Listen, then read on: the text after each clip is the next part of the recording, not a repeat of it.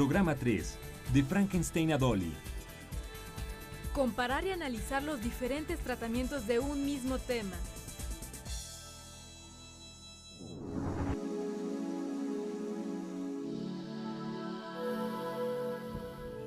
Durante el programa analizaremos los diferentes tratamientos que se pueden dar a un mismo tema y veremos cómo podemos presentar las ideas, pruebas o evidencias necesarias para fundamentar un punto de vista y escribir una ponencia que podrán exponer en un simposio.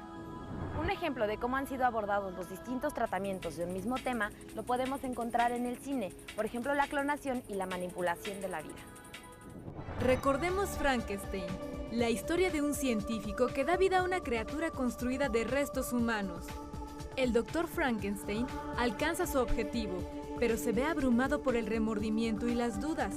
Por otra parte, aunque la criatura es inteligente y sensible, su aspecto monstruoso provoca el rechazo y el horror de los demás.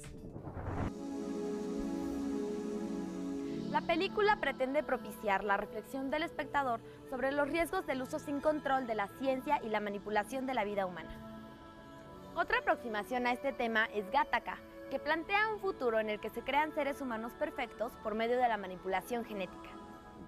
Al nacer, los bebés son sometidos a una prueba que determina en segundos la probabilidad de que sufran alguna enfermedad y cuánto tiempo vivirán. Quienes no la pasan son relegados. La película nos hace reflexionar sobre las consecuencias de determinar el futuro y afectar los derechos de las personas a partir de características genéticas. Estos son solo dos ejemplos de la gran diversidad de perspectivas, opiniones y tratamientos que pueden existir sobre un mismo tema. Cuando realicemos una investigación, es conveniente consultar fuentes confiables y diversas. Veamos cómo se manifiesta esto en un tema que ha provocado gran interés en la comunidad a nivel planetario, el cambio climático. Recientemente, uno de los temas que más ha llamado la atención es la variabilidad natural del clima frente al cambio climático. Se conoce como variabilidad natural del clima a los cambios de temperatura normales en la Tierra, es decir, los originados por cambios solares u orbitales, por ejemplo. Cuando el cambio es consecuencia directa o indirecta de la actividad humana, como la provocada por la industria, la agricultura o el transporte, se conoce como cambio climático. Cada especialista, a partir de su formación y campo de interés, centra su investigación en un aspecto del tema. Por ejemplo, los antropólogos en el estudio de los fósiles, los biólogos en el análisis de las capas glaciales, o los matemáticos a partir de fórmulas y modelos. Es un hecho que la temperatura de la Tierra ha cambiado, pero es difícil saber en qué medida es consecuencia de la actividad humana. Las posturas al respecto van desde aquellos que piensan que es un proceso natural hasta los que responsabilizan al hombre. Esto es un ejemplo más de la diversidad de enfoques que puede haber sobre una misma idea. Para llegar a una mejor comprensión de un tema, es importante investigar, analizar y comparar sus diversos tratamientos, lo que nos permitirá formarnos conclusiones mejor fundamentadas. Escuchemos a una especialista sobre lo que constituye el tratamiento de un tema. ¿Por qué al investigar un tema es importante conocer diversos tratamientos sobre este? Cualquier tema tiene diferentes tratamientos. Yo creo que pensemos en cualquier temática que uno quiera investigar, hay siempre diferentes tratamientos, diferentes enfoques hacia un mismo tema. Por eso es muy importante empezar a leer sobre y la manera en cómo podemos saber qué otras perspectivas existen es leyendo sobre el tema, ¿no? Por eso es muy importante no quedarse con una sola visión, sino en el momento que uno lee un artículo y a eso le interesó a uno tiene que consultar de las fuentes mismas que se citan ahí y tratar de leer otras cuestiones que están relacionadas para así poder tener una visión más completa y después ya poder definir desde qué perspectiva vamos a abordar el tema que uno se está planteando investigar.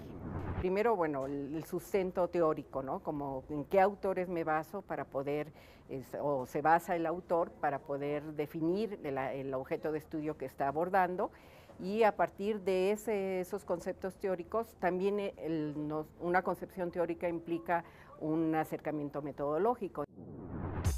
¿Cómo podemos establecer diferencias entre los diversos tratamientos de un mismo tema?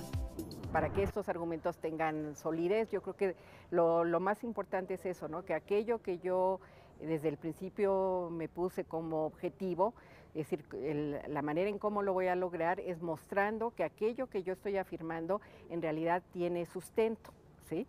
que eso tiene que ver mucho con la idea de la argumentación, ¿no? Es decir, en la argumentación yo tengo una tesis, ¿no? Es decir, algo que yo estoy afirmando, y a partir de eso que yo afirmo tengo que mostrar que eso que afirmo tiene sustento. A partir de esa tesis, ¿no? Yo tengo que mostrar cuáles son los datos, ¿no? Es decir, en los cuales me baso para apoyar, para afirmar o hacer la afirmación que yo estoy haciendo. Entonces, bueno, esos datos pueden ser investigaciones previas, pueden ser lo que alguien más ha dicho sobre el tema, ¿no? Es decir, esa parte es fundamental, ¿no? Tener aquellos datos, aquella información que en realidad va a estar apoyando aquello que estoy afirmando, ¿no? Y también ver otra vez cómo esos datos se tienen relación otra vez con un cuerpo teórico, ¿no? Como porque no es nada más la información, y bueno, implícitamente también hay, como dice Toulmin, hay como ciertas premisas, ¿no? Ciertas premisas que están ahí implícitas y que uno tiene que hacerlas explícitas, ¿no? Entonces tengo que ver otra vez que esos argumentos, aquello que yo afirmo, en realidad tenga yo la información suficiente para poder decir, ¿no? O para poder llegar a una conclusión, ¿no? ¿Cómo podemos valorar la calidad de las diversas fuentes de información? Relacionado con lo anterior que decía, el tratamiento que se le da a un tema, sí es muy importante ver las fuentes que se citan, ¿no? Y esto tiene que ver otra vez con la relación que tiene que ver con el marco teórico, con el cuerpo teórico que se está exponiendo. Y ahí es importante ver, por ejemplo, que en realidad, ¿no? Es decir, alguien que se basa en un autor, pues que ese autor en realidad aparezca ahí citado, y que además, bueno, sean en realidad como las obras pertinentes al respecto, ¿no? Porque uno muchas veces se da cuenta, ¿no? Que en un texto aparece mucha gente citada, pero que no viene al caso, ¿no? Es decir, entonces tienen que ser aquellos autores que son relevantes para el tema que se está abordando. Yo creo que hay que limitarse a citar aquellos autores que sí son fundamentales para abordar la temática que uno está abordando, y no nada más tratar de demostrar que se leyó o que uno sabe cuáles son los autores que trabajan en el campo, ¿no?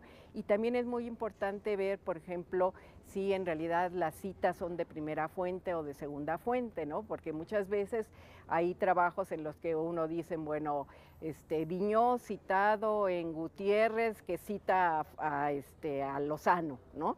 Es decir, ahí uno se da cuenta que en realidad la persona que está abordando el tema no ha ido a la fuente directa, y es fundamental, ¿no? Es decir, yo creo que en un primer momento uno sí puede leer, ¿no? Cosas de, producciones, de trabajos de gente que ha trabajado sobre esa temática y que citan a alguien más, pero si uno tiene ahí la fuente directa, lo mejor es siempre ir a la fuente directa.